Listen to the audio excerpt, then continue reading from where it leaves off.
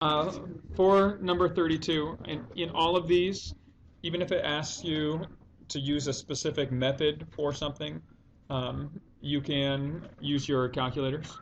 Okay, so in this particular case, you could just enter it on your calculator to solve.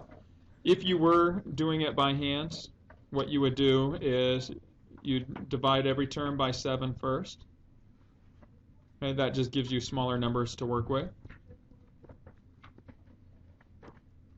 And then when you look to see this, since you can't solve this by factoring, there are no factors of plus 8 whose sum is positive 4, so you're going to need to complete the square if you are doing it by hand.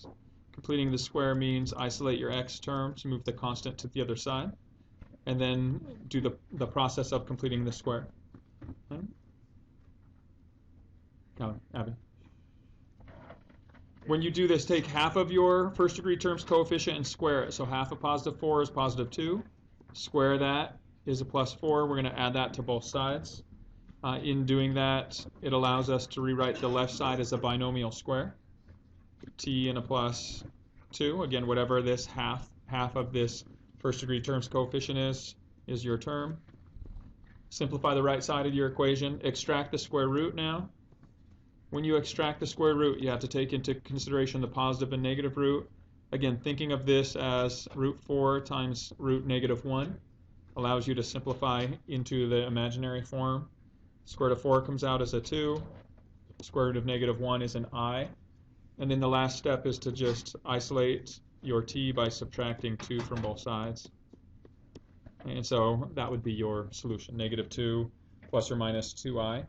Now, because you can use your calculators, my recommendation would be simply type the equation in to the solve feature. Solve 7, I'll leave t in it, so t squared plus 28t plus 56. Set that equal to 0 and solve for t. Notice you get false, okay, which happens to a number of you on your last quiz. And that doesn't mean that there's no solutions, it just means there's no real solutions. So what do you have to do to test for all possible solutions? Try C-solve. Solve it in the complex system, and here you see the negative 2 plus and minus 2i. Just the letter C instead of in front of solve. Yeah. Okay.